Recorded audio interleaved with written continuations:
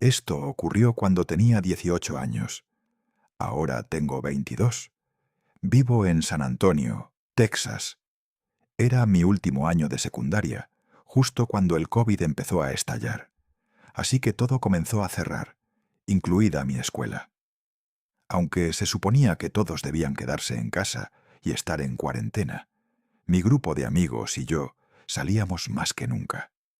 No había mucho que hacer, ya que todos los negocios no esenciales estaban cerrados. Pero hay algo sobre mí.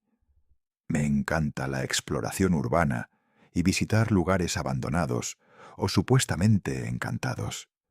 Hasta el día de hoy lo sigo haciendo. No soy alguien que se asuste fácilmente. He tenido un par de experiencias con personas sin hogar, sectas.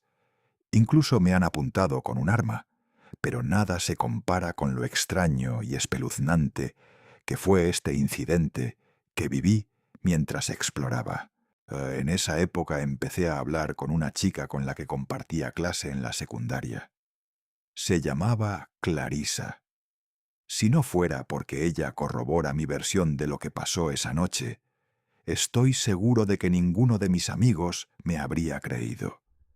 Apenas estábamos empezando a salir, pero de alguna manera la convencí para explorar un parque natural boscoso a las 3 de la mañana aquí en San Antonio. El parque se llama O.P. Schnabel.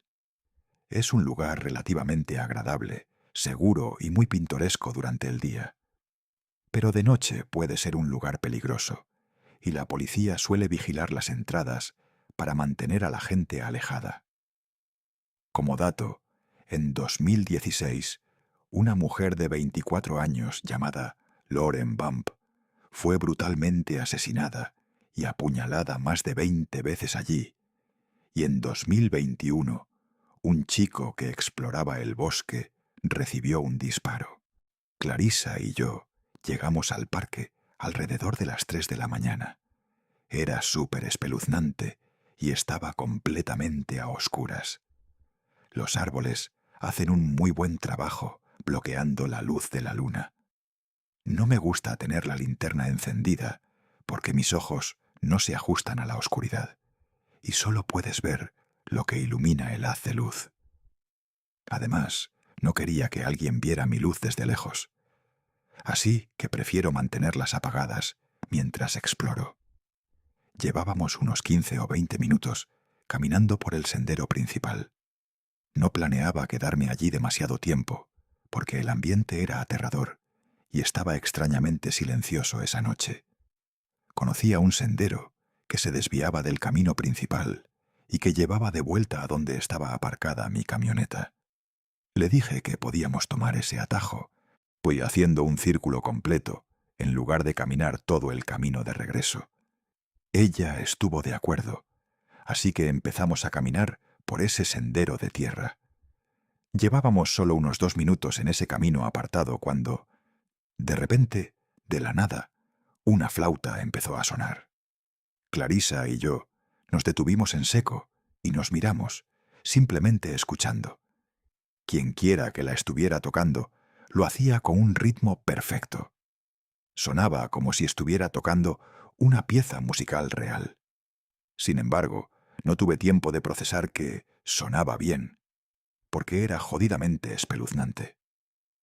Como dije antes, no me asusto fácilmente.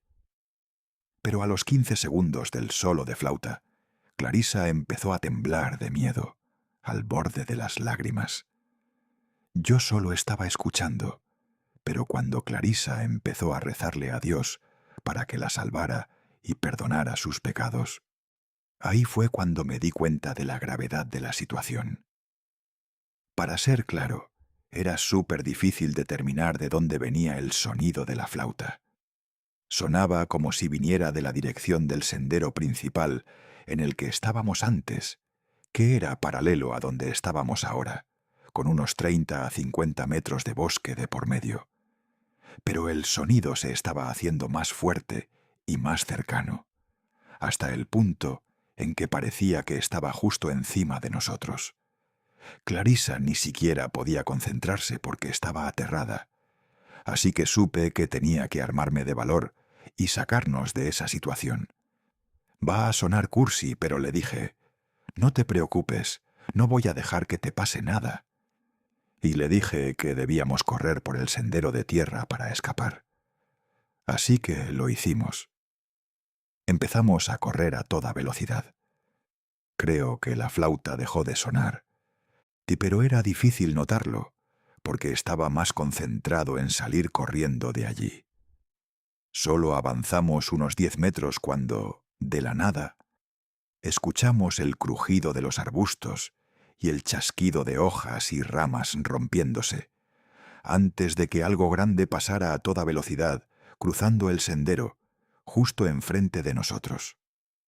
Ahora, esto bien podría haber sido un ciervo o algún tipo de animal salvaje grande, pero fue tan extraño porque casi pude sentir el tamaño de lo que fuera que pasó frente a nosotros. No sé si fue por el viento que desplazó o qué. Lo único es que nunca vi una silueta o una forma de nada frente a nosotros. Otra cosa extraña es que no lo escuché acercarse y no lo escuché alejarse corriendo. Solo escuché el swoosh justo cuando estaba frente a nosotros. Tan pronto como sentimos y escuchamos lo que cruzó el sendero, obviamente dimos media vuelta y salimos disparados en la otra dirección hasta que regresamos al punto original donde habíamos escuchado la flauta. Y entonces, como si quienquiera que la estuviera tocando estuviera esperando a que regresáramos, la flauta empezó a sonar de nuevo, fuerte, y justo encima de nosotros. Esta vez, el sonido era casi tintineante. Sonaba como si pertenecieras a algún tipo de canción tradicional irlandesa o algo así, pero el tintineo seguía siendo rítmico. Sin embargo, seguía siendo imposible determinar de dónde venía el sonido. Simplemente nos rodeaba. En este punto, mis instintos de lucha o huida se activaron, porque estábamos atrapados. Teníamos dos opciones. O volvíamos al sendero de tierra donde escuchamos esa cosa aterradora pasar frente a nosotros, o volvíamos al sendero principal, y donde estaba la flauta y el psicópata que la estaba tocando. El sendero de tierra era definitivamente más aterrador, porque era más oscuro y estaba rodeado de un bosque más denso, y al menos el sendero principal era un camino de cemento. Por lo tanto, le dije a Clarissa, que seguía temblando de miedo, «Vamos a correr por el sendero principal de regreso a la camioneta». Corrimos de vuelta. La adrenalina seguía bombeando, así que redujimos la caminata de 20 minutos a un trote de 7 a 8 minutos, y en algún punto del camino, el ruido de la flauta debió haberse detenido. A lo largo del camino de regreso había un baño portátil al azar, y estaba muerto de miedo porque... ¿y si alguien estaba al otro lado o escondido dentro de él? Parecía estar algo paralelo a donde habíamos estado antes. Afortunadamente, y no vi a nadie ni señales de que alguien hubiera estado allí alguna vez. De hecho, mi camioneta era el único vehículo en el área cerca de la entrada principal del bosque. Llegamos y aceleré, alejándome lo más rápido posible de allí. Al día siguiente se lo conté a todos mis amigos y busqué por todo Internet para ver si alguien alguna vez se había encontrado con algo parecido. La gente afirma encontrarse con fantasmas, sectas, animales que hacen ruidos aterradores, pero ¿un solo de flauta suave y rítmico? No pude encontrar nada sobre eso. O tal vez simplemente no busqué lo suficiente. Intenté averiguar todas las posibilidades. Hay algunas casas que eventualmente conducen a un vecindario en el extremo más alejado del bosque, pero esas casas están al menos a un par de millas de distancia, y nosotros estábamos bastante adentro en el bosque, así que no hay forma de que el sonido pudiera haber viajado tan lejos, porque te aseguro que la flauta se escuchaba clara como el agua, y eran las 3 de la mañana. Obviamente, Nunca supe quién estaba tocando esa flauta, ni qué fue lo que cruzó a toda velocidad justo enfrente de nosotros. De hecho, me dieron escalofríos al escribir esta historia. Cuanto más lo pienso, parece más algo paranormal, en lugar de algo aterrador a nivel tangible. No sé si fue una persona, un fantasma, una secta o qué. Realmente espero que alguien pueda tener una explicación racional. De cualquier manera, nunca volví a esos bosques de noche. Todavía exploro muchos lugares espeluznantes, pero nunca he vuelto a encontrarme con algo así. Soy un chico de 20 años. Trabajo en un hospital de tamaño mediano en el noroeste de Alabama como técnico de farmacia. Trabajo en el turno de noche, de 6 de la tarde a 4 de la mañana. También estoy a cargo de abastecer los quirófanos. Trabajo 7 días seguidos y luego tengo 7 días libres. Trabajar los 7 días apesta, pero los 7 libres se sienten increíbles. Trabajo de jueves a miércoles y en mi sexta noche de trabajo, un martes, salí un poco antes para ir a quedarme con mi esposa en la casa de su tía, a unos 30 minutos de nuestra casa. Ella estaba cuidando a sus primos pequeños, mientras su tía y su tío estaban de viaje. La casa no tenía cortinas en las ventanas, así que se sentía incómoda las pocas noches que estuvo allí. Al principio no fui con ella, porque era durante mi semana de trabajo, y me dijo que realmente no tenía sentido si iba a llegar allí alrededor de las 5 de la mañana, y luego me iba a dormir una vez que saliera el sol. Pero en su última noche de niñera se sentía extremadamente ansiosa, así que le dije que iría. Es terca, pero me lo agradeció y se sintió mucho mejor una vez que llegué. Trabajar en el turno de noche durante los últimos 2 años realmente me ha pasado factura mentalmente, y creo que he empezado a desarrollar un ligero insomnio. Literalmente no pude conciliar el sueño después de llegar a la casa de la tía de mi esposa. Esto no es nada nuevo, pero nunca había estado despierto por más de 28 horas seguidas. Incluso si quisiera, no podía dormir porque teníamos un día muy ocupado por delante.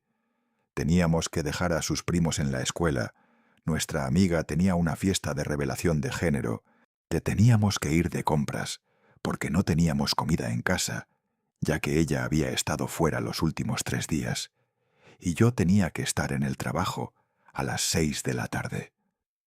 Terminé quedándome dormido en el coche por poco menos de 10 minutos. Realmente estaba sintiendo esa ola de sueño apoderarse de mí, pero terminé tomando un Red Bull enorme y otra bebida energética una vez que llegué al trabajo.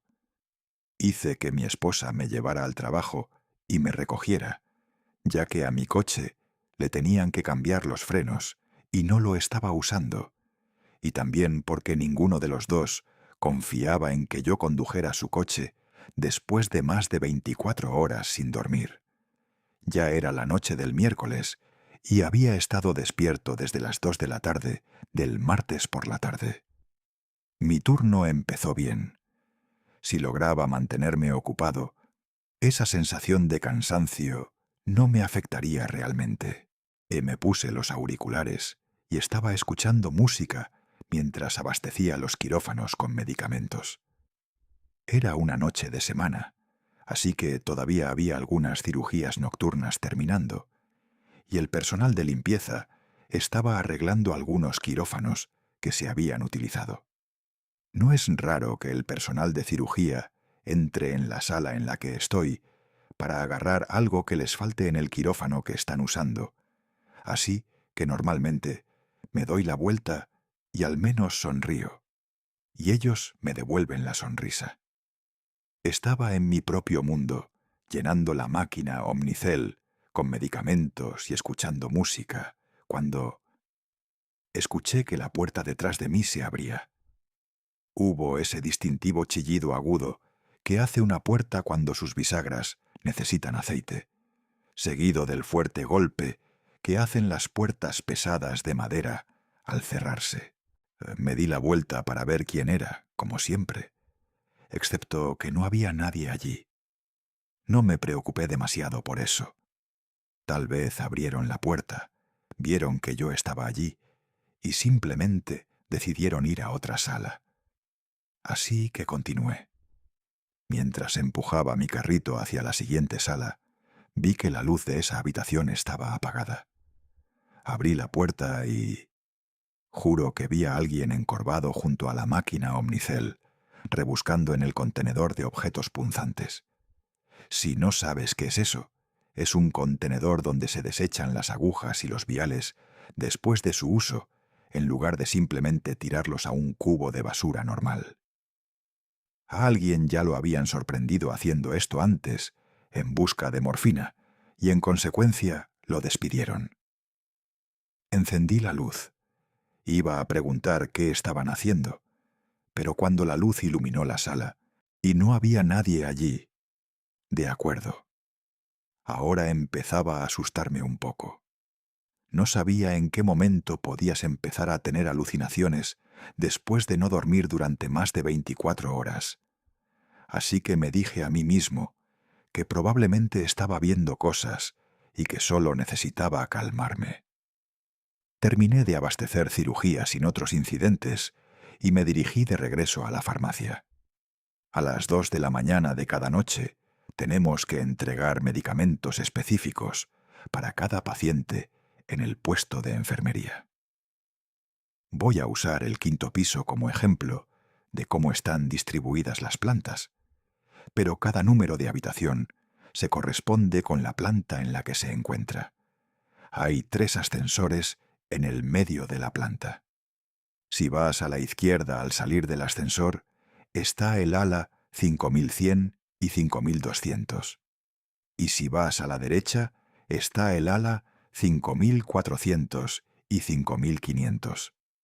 Hay 2 pasillos en cada lado, o a cada piso está distribuido exactamente de la misma manera. Para acortar los nombres, me referiré a ellos como 51, 52 y 54, 55.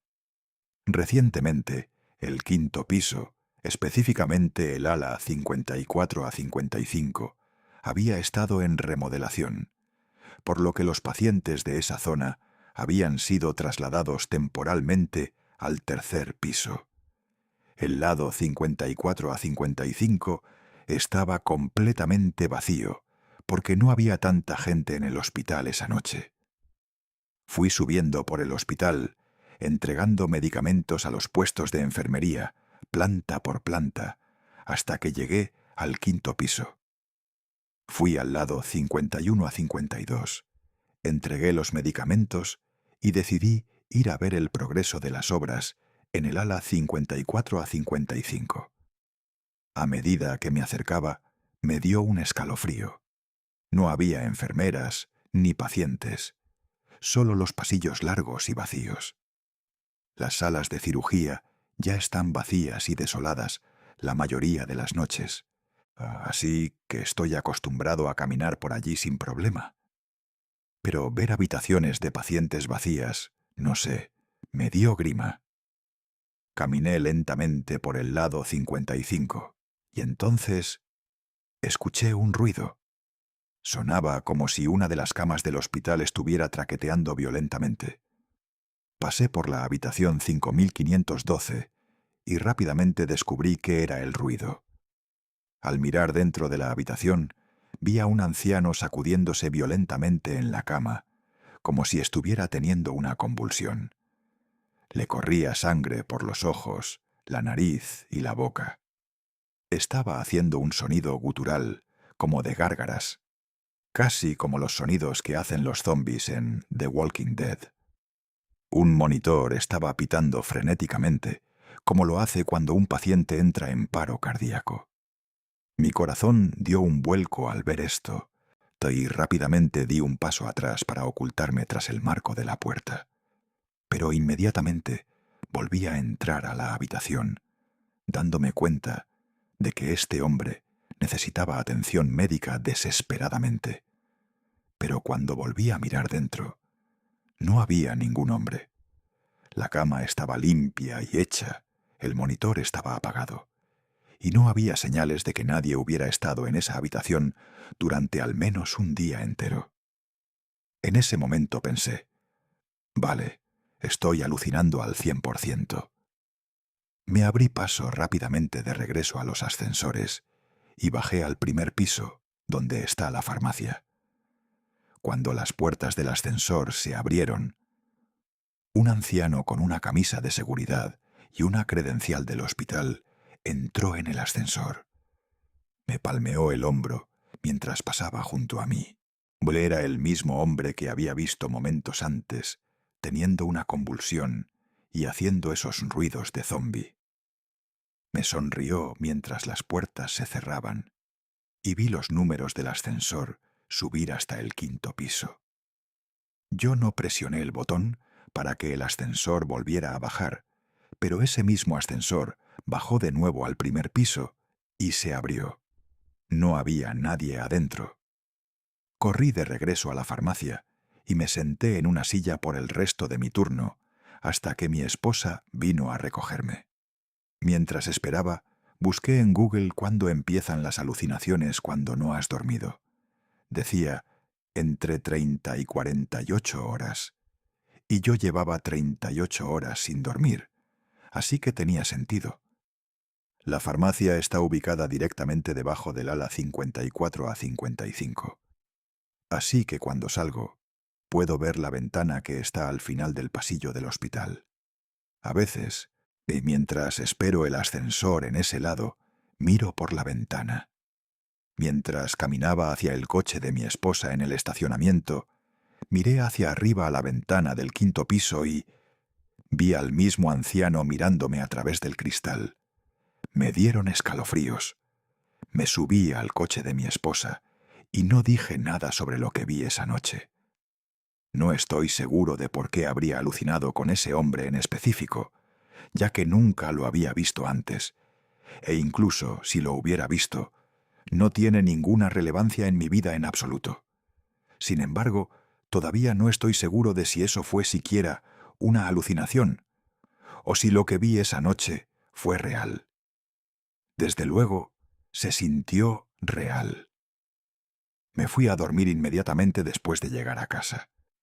No he vuelto a ver a ese hombre, pero esto pasó hace apenas unas 2 semanas. En la casa de la que él es propietario. Es una casa modesta en un buen vecindario. La criminalidad aquí suele ser baja. Digo que es una casa modesta, porque en comparación con las otras del vecindario, es más bien pequeña. Pero tener una casa pequeña en este barrio sigue siendo muy deseable, porque nos permite vivir en una buena zona, sin tener que ser dueños de una casa de varios millones de dólares. Es de una sola planta, tiene 3 habitaciones, 2 baños y un sótano. Estamos en una manzana muy tranquila y con mucha privacidad. La forma en que la calle se curva proporciona una privacidad óptima, ya que cuando salimos de la casa, no hay ni una sola casa vecina mirando directamente hacia nosotros. Hay 8 casas en total en nuestra manzana. Más abajo en la calle hay una pequeña zona boscosa. Mi novio, M., se fue un fin de semana a Las Vegas para una despedida de soltero el pasado octubre. Me quedé sola de jueves a lunes. El viernes, después del trabajo, invité a algunas amigas a tomar vino. En algún momento de la noche, mientras estábamos en el salón viendo películas de terror, sonó el timbre de la puerta. Todas nos callamos y nos miramos con la misma expresión. Que el timbre sonara a altas horas de la noche mientras veíamos una película de miedo. Casi parecía irreal. Fui a ver a escondidas si podía distinguir quién estaba afuera en el porche, pero no pude ver nada desde la ventana. Hay un pequeño panel de cristal en la parte superior de la puerta, así que me asomé por ahí. Había como 4 coches en el camino de entrada. Quien estuviera fuera tenía que saber que había gente en casa, pero no vi a nadie en el porche. Volví con mis amigas y aunque todas estuvimos de acuerdo en que fue raro, aceptamos que simplemente era alguien haciendo la típica broma de tocar el timbre y salir corriendo, en el peor momento posible. Después de que todas se fueron, era lo suficientemente tarde como para irme a la cama y quedarme dormida de inmediato. Pero me desperté esa misma noche, ni siquiera una hora después. El timbre estaba sonando de nuevo, 2 veces. Miré mi teléfono y era como la 1 de la mañana. Nadie tiene por qué estar fuera de tu puerta a esa hora. Inmediatamente llamé a M, y él contestó sonando muy borracho desde un bar ruidoso. Tuvo que ir a un baño para poder escucharme. Una vez que me escuchó, me dijo que me quedara en la habitación y que no le abriera la puerta a nadie.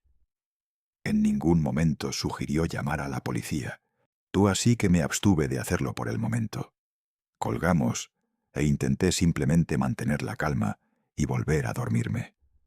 Justo cuando mi ritmo cardíaco empezaba a bajar y comenzaba a calmarme, escuché algo desde afuera, unos sonidos de clics, hasta que llamaron a mi ventana.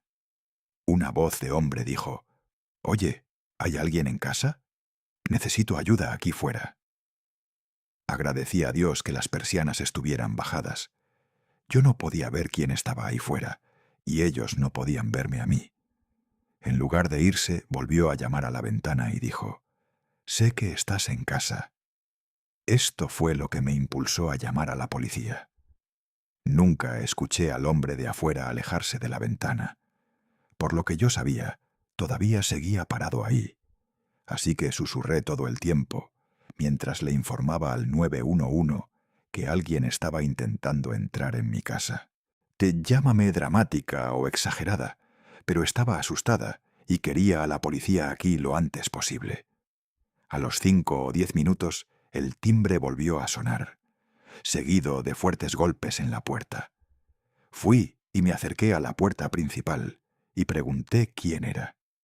Una voz masculina respondió: «Es la policía».